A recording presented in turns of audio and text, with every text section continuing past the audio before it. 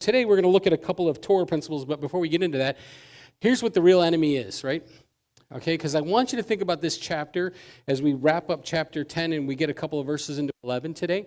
The enemy advancing isn't the greatest danger that we face. That's not what Isaiah's big thing is. In its physical versus spiritual eyes, the dullness of God's people is.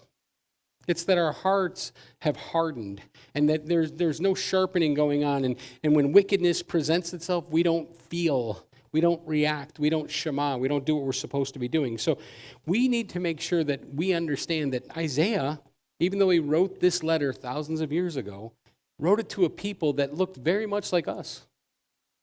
And today, I think a lot of those things are still applicable, and some of them I think are coming true in our lifetime. So I want us to be careful about that because this is an important thing. So the very first thing that I want us to look at is these are the first 5 or 6 slides we're going to look at is Torah, right?